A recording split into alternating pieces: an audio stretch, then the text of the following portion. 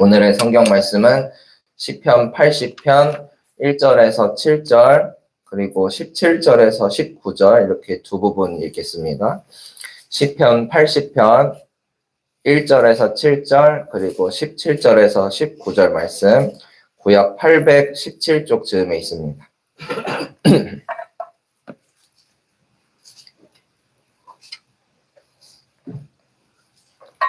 먼저 시편 80편 1절에서 7절 말씀 읽겠습니다.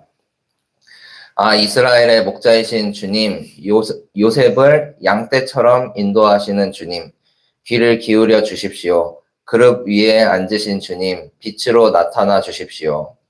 에브라임과 베냐민과 므낫세 앞에서 주님의 능력을 떨쳐 주십시오. 우리를 도우러 와 주십시오.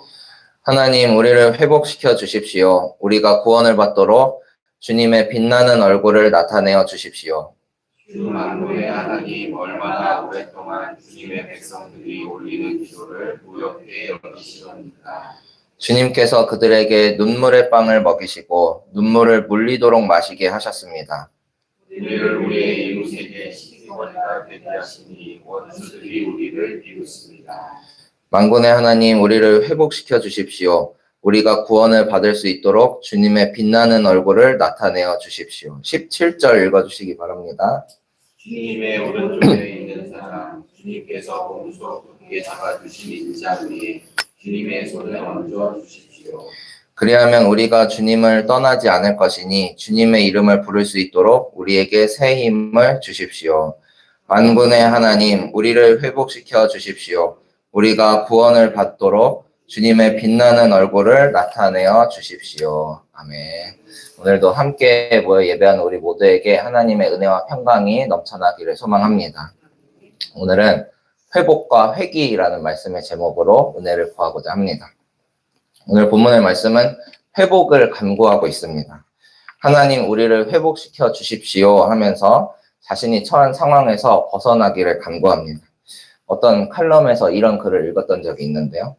우리는 하나님께 회복이 아닌 회귀를 구합니다. 그러나 하나님께서는 우리를 회복시켜 주시지 회귀시켜 주시지 않습니다. 이 문장이 이렇게 와 닿으시나요? 하나님께서는 우리를 회복시켜 주시지 회귀시켜 주시지 않는다. 회귀는 한 바퀴 돌아서 제자리로 돌아오는 것을 의미합니다. 우리는 하나님께 내가 누렸던 과거의 영광으로 돌아가기를 구합니다. 회귀하기를 구합니다. 그때의 영광으로 나를 되돌려 놓으시기를 원하죠. 그 자리로 나를 회귀시켜 주신다면 더 바랄 것이 없겠노라고 간절히 기도합니다. 우리 경험의 한계, 지식의 한계 중에서 가장 좋은 자리로 되돌아가기를 바랍니다. 하지만 회복은 조금 다른 의미가 있습니다. 돌아올 회에 돌아올 복자를 씁니다. 그런데 이 회복이라는 단어가 쓰인 예를 생각해 보면 훨씬 더 풍성한 의미를 담고 있습니다. 예를 들자면 누군가가 교통사고를 당해서 이제 1년 동안 재활치료를 받는다고 가정해 보겠습니다. 제 친구가 그런 경험이 있었는데 거의 정면 충돌로 차 사고가 나서 이제 20대 초반에 1년 가까이 병원 신세를 져야 했습니다. 그 허리가 얼마나 크게 다쳤는지 이제 군 면제까지 받았습니다. 그 친구는 1년 가까이 병원 신세를 지면서 그 괴로운 시간 동안에 혼자 열심히 공부를 했습니다. 어떤 공부를 했냐면 보험 공부를 했습니다. 1년 가까이 되는 그 병원비를 다 책임져야 됐기 때문에 보험 공부를 열심히 하다가 이제 손해사정사까지 되었습니다. 손해사정사라는 직업이 이제 고소득 전문직이라 뭐 변리사나 노무사처럼 되기가 어려운 걸로 알고 있는데요. 그 친구는 그렇게 열심히 공부해서 손해사정사까지 됐고 지금은 뭐 어떤 사고가 있었나 싶을 정도로 잘 걸어다니고 정상적으로 생활을 합니다. 이 친구는 큰 사고를 겪은 후 1년 전의 상태로 회귀하지 않았습니다. 회복했습니다. 인구의 시간 끝에 평범한 일상을 되찾았고 손해사정사라는 전문 직업과 내면의 힘까지 얻게 되었죠. 회복을 경험한 이 친구의 존재는 이전과는 비교할 수 없을 정도로 멋지고 단단해졌습니다. 하나님께서 우리에게 주시는 은혜도 이와 같습니다. 하나님은 우리를 회복시켜 주시지 회귀시켜 주시지 않습니다. 욥이 모든 것을 잃어버리고 제 가운데서 괴로워할 때 주님께서 회복의 은혜를 베푸십니다. 회복한 욥이 만난 하나님은 이전에 믿었던 주님과 차원이 다른 분이었습니다. 모든 것의 주권자 되신 하나님을 더 큰 믿음, 더 큰 마음으로 찬양할 수 있었습니다.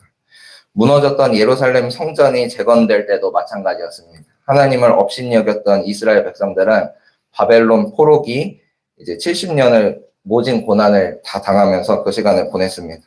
그 세월이 흘렀지만 하나님께서는 여전히 당신의 백성들과 맺은 언약을 잊지 않으시고 그들을 회복시켜 주셨죠. 그 집념의 사랑을 확인한 이스라엘 백성들은 철저하게 자기들의 죄를 회개하고 하나님 앞에 살아있는 예배로 화답합니다. 회복을 경험한 이들이 맞이하는 삶은 이전과는 비교할 수 없는 새로운 삶입니다. 하나님께서는 우리를 원래의 상태로 회귀시켜 주시지 않고 더 나은 삶으로 회복시켜 주십니다. 내가 하나님 앞에 간구한 것은 이전의 나의 모습이었지만 우리보다 더 크신 하나님께서는 언제나 더 좋은 것으로 우리의 삶을 예비해 주십니다. 그러한 은혜를 누리며 살아가는 우리 모두가 되기를 바랍니다.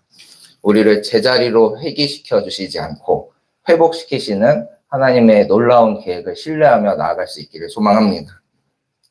시편 80편의 시인도 주님 앞에 회복을 간구합니다. 3절과 7절 그리고 19절에서 하나님 우리를 회복시켜 주십시오 하는 식구가 반복됩니다. 시인은 그렇다면 그 무엇으로부터의 회복을 간구한 것일까요?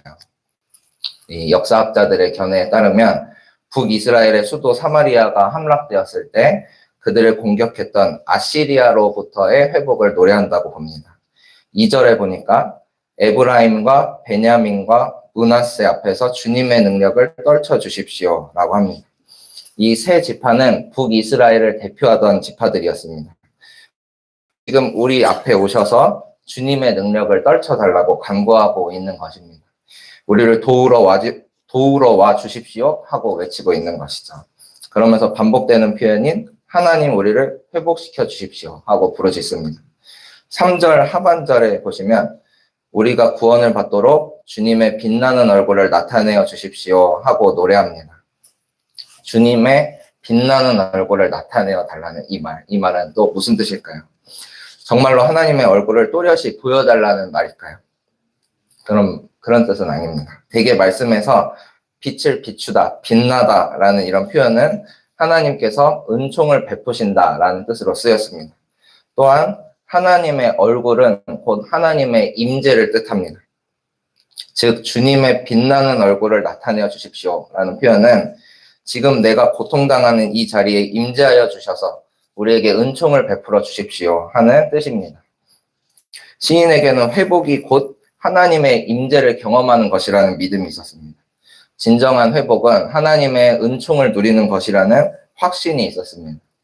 우리도 회복을 간구하죠. 하지만 한번 생각해 보면 좋을 것은 회복을 간구하지만 하나님의 임재와 은총을 구하고 있었나요? 우리가 간구하던 것은 회복이 아닌 예전의 나의 상태, 그런 회귀가 아니었을까요? 눈에 보이는 것들로만 가득 찬 기도를 드리고 있었던 건 아닌지 함께 돌아볼 수 있었으면 좋겠습니다. 진정한 회복은 우리가 경험했던 그 자리로 돌아가는 것이 아닙니다. 주님께서 빛나는 얼굴을 나타내어 주시는 자리, 우리가 경험하지도 못했고 기대조차 할 수 없었던 그 더 크고 아름다운 은총의 세계로 들어가는 것이 진정한 회복입니다. 하나님께서는 언제나 우리에게 새로운 것을 예비하고 계십니다. 주님께서 예비해 두신 우리의 미래는 소망이 넘치고 하나님의 사랑으로 가득 찬 곳인 줄로 믿습니다. 회복과 회귀를 묵상하면서 이 찬양이 떠올랐습니다. 2003년에 청관홍 목사님이라는 분이 쓴 찬양인데요. 이런 내용의 찬양입니다. 길을 안다고 그렇게 생각했죠. 다 이해할 순 없지만 그 길을 따랐죠. 하지만 이곳 절망의 창살 안에 주 내 맘에 눈을 열 때 진실을 깨닫죠. 주는 다 아시죠? 나의 길을, 내 삶을 다 맡깁니다. 내 길 더 잘 아시니. 주님께서는 이미 우리의 필요를 다 아십니다. 우리가 슬퍼하는 이유, 지금 절망 속에 빠져있는 상황을 우리보다 더 잘 아십니다. 내가 나의 힘으로 아등바등 할 때에는 회귀밖에 바랄 수가 없겠죠. 왜냐하면 우리 경험과 지식의 한계가 제자리로 돌아가는 것밖에는 생각할 수 없기 때문입니다. 하지만 주님께서는 우리에게 회복의 은총을 베푸십니다. 우리가 생각하지도 못했던 자리로 우리를 이끄시고 회복시키십니다.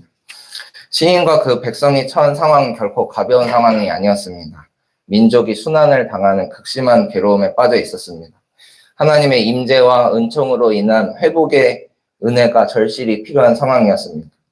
시인은 자기 민족이 처한 상황을 5절과 같이 고백합니다. 주님께서 그들 이스라엘 백성들에게 눈물의 빵을 먹이시고 눈물을 물리도록 마시게 하셨습니다. 잘 아시다시피 이스라엘 백성들의 죄악에 대하여 오래 참으셨던 하나님입니다. 그러나 때가 찼을 때 주변 강대국들을 통해 그들을 치셨습니다. 하나님의 손을 떠난 그들이 겪은 고통은 눈물의 빵을 먹고 눈물을 마시는 것 같은 고통이었습니다. 빵과 물은 이제 양식을 뜻하는데요. 매일매일 먹어야 하는 것입니다. 따라서 눈물의 빵을 먹으시고 눈물을 물리도록 마시게 하셨다는 이 표현은 이스라엘 백성들의 눈물이 마를 날이 없었다는 뜻입니다. 하나님을 떠난 이들의 아픔입니다. 예레미야 선지자도 영혼의 고통을 호소하면서 이렇게 기도했습니다. 예레미야 애가 3장 48절 49절에 보니까 내 백성의 도성이 파멸되니 나의 눈에서 눈물이 냇물처럼 흐릅니다. 눈물이 걷잡을 수 없이 쉬지 않고 쏟아집니다. 눈물의 양식을 먹고 눈물이 냇물처럼 흐르는 그 고통을 말로 다 할 수 있을까요? 이들에게는 무엇보다 회복의 은혜가 절실히 필요했습니다. 이들은 회복의 은혜를 구하기 위해 17절과 같이 고백합니다. 주님의 오른쪽에 있는 사람, 주님께서 몸소 굳게 잡아주신 인자 위에 주님의 손을 얹어 주십시오. 여기서 오른쪽에 있는 사람은 누구를 뜻하냐에 대한 그런 견해가 몇 가지 있더라고요. 혹자는 예수 그리스도라고 말합니다. 또 누군가는 이스라엘의 왕일 거라고 추정합니다. 저는 그 이스라엘 백성들이라는 해석에 동의했습니다. 시인은 주님께서 몸소 굳게 잡아주신 인자를 이스라엘 백성들이라고 보았습니다. 주님께서는 이스라엘 백성들을 치셨지만 여전히 사랑하셨죠. 여전히 그들 곁을 떠나지 않으셨습니다. 이스라엘 백성들은 언제나 주님의 오른쪽에 있었습니다. 이 말씀을 개역개정 성경으로 보니까 주의 오른쪽에 있는 자, 곧 주를 위하여 힘있게 하신 인자에게 주의 손을 얹으소서라고 합니다. 도와달라고 청하는 사람이 도움을 주는 이에게 당신을 위하여 나를 도와주십시오. 이렇게 하는 표현입니다. 보통 도와달라고 하는 이가 나를 위하여 나를 도와주십시오 하는 게 이제 일반적인데 당신을 위하여 나를 도와달라니 다소 어색하게 느껴집니다. 하지만 시인이 이렇게 표현했던 이유는 여전히 이스라엘을 사랑하시는 하나님을 믿었기 때문입니다. 회복의 은혜를 구하는 이스라엘이 당했던 고통은 이스라엘만의 고통이 아니었습니다. 제가 요즘 이제 딸을 키우고 있는데요.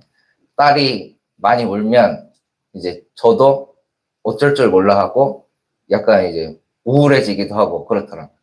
제가 그 딸이 울 때 제 마음이 그렇게 슬퍼지는 이유는 제가 이 딸을 사랑하기 때문이겠죠. 상관없는 사람이라면 그냥 그 소리가 시끄러우니까 딴 데로 가버리면 그만이겠지만 딸이 막 오니까 제 마음도 그렇게 안 좋아집니다. 하나님께서도 이스라엘의 고통을 외면하지 않으셨습니다. 사랑하는 나의 백성 이스라엘 고통은 곧 하나님의 고통이었습니다. 시인은 이러한 하나님의 심정을 알았기 때문에 이렇게 고백하는 거죠. 주를 위하여 힘있게 하신 인자에게 주의 손을 얹으소서. 우리의 고통이 곧 하나님의 고통이요. 우리의 회복도 곧 하나님의 회복이니 우리에게 힘을 주셔서 이 괴로운 상황을 벗어나게 해달라고 간구합니다. 하나님의 사랑을 확신하는 믿음의 고백이었습니다. 우리도 이 사실을 잊지 않았으면 좋겠습니다. 하나님은 결코 고통의 자리에 우리를 홀로 내버려 두시지 않습니다. 더 크고 아름다운 미래를 계획하고 계시고 회복의 은혜를 준비하고 계십니다. 내가 쓰러지고 아파하는 그 자리가 나 혼자 외롭게 견뎌야 할 자리 같지만 그 자리에도 언제나 주님이 함께 계심을 믿음으로 바라볼 수 있기를 바랍니다. 회복의 은혜를 기대하면서 끝까지 하나님을 신뢰했던 시인은 19절과 같이 고백하며 노래를 마칩니다.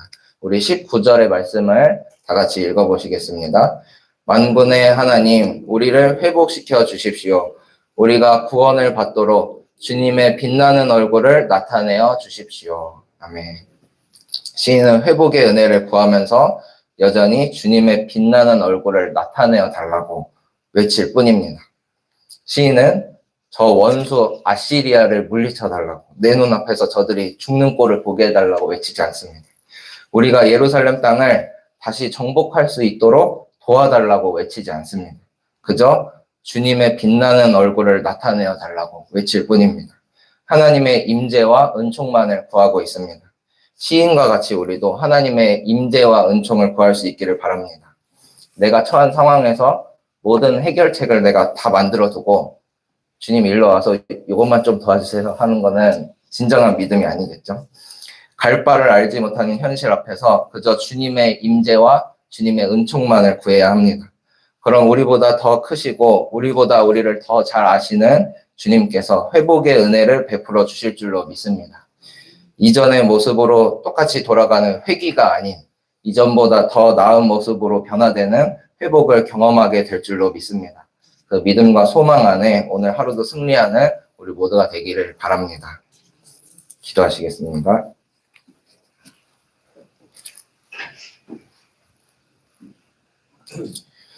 주님 감사합니다. 우리를 회복시켜 주시고 이전보다 더 큰 영광으로 인도하시는 주님의 이름을 높여드립니다. 저희는 때때로 나의 경험과 지식이 전부인 줄 알고 주님의 능력마저 제한해 버릴 때가 많습니다. 주님께 여쭤보기도 전에 스스로 단정짓고 필요에 따라 주님을 이용하려 했던 지난 날을 회개합니다. 주님 용서하여 주시고 바른 믿음 갖게 하여 주옵소서. 짧은 경험의 한계 속으로 돌아가는 회개가 아닌 주님께서 베푸시는 넉넉한 회복의 은혜를 경험하게 하여 주옵소서. 대림절의 끝을 향해 나아가고 있습니다. 또한 성탄절을 준비하고 있습니다. 이번 주일 성탄 축제로 주님께 영광을 돌리려고 합니다. 함께 모여 예배함이 기쁨이 되는 축제 되게 하여 주시고 몸과 영혼을 다해 주님을 찬양하는 귀한 시간 되게 하여 주옵소서. 성탄의 불빛을 환히 비추는 만큼이나 어둡고 음습한 곳에서 여전히 신음하는 많은 이들이 있습니다. 주님, 그들의 필요를 외면하지 않게 하여 주옵소서. 우리에게 베푸신 사랑을 되갚으며 사는 성도 되게 하여 주옵소서. 그 작은 실천으로 낙도 크리스마스 선물 보내기를 준비하고 있습니다. 소외된 이웃들에게 생활용품을 모아 보낼 때에 주님의 사랑이 함께 전달되기를 바랍니다. 귀한 사역에 많은 이들이 동참하여 주님의 선하신 뜻을 이루어 가게 하여 주옵소서. 뜻하지 않은 사고와 질병으로 인해 교회에 나오지 못하는 교우분들이 계십니다. 주님 한 분 한 분 찾아가 주셔서 위로해 주시고 회복시켜 주시길 원합니다. 지금은 고통의 시간을 지나고 있지만 우리가 만날 회복의 은총은 이전과는 비교할 수 없는 기쁨의 시간이 될 줄로 믿습니다. 믿음으로 미래를 소망하며 나아가오니 저희에게 새 힘을 주시고 넉넉히 견뎌낼 힘도 허락하여 주옵소서. 오늘도 귀한 하루를 시작합니다. 주님과 동행하는 하루, 주님의 인도하심을 따르는 복된 하루 되게 하여 주옵소서. 모든 것 주님께 맡겨드리며 살아계신 예수님의 이름으로 기도합니다. 아멘. 하늘에 계신 우리 아버지여, 이름이 거룩히 여김을 받으시오며 나라가 임하시오며 뜻이 하늘에서 이루어진 것 같이 땅에서도 이루어지이다. 오늘 우리에게 일용할 양식을 주시옵고 우리가 우리에게 죄 지은 자를 사하여 준 것 같이 우리 죄를 사하여 주시옵고 우리를 시험에 들게 하지 마시옵고 다만 악에서 구하시옵소서. 나라와 권세와 영광이 아버지께 영원히 있사옵나이다. 아멘.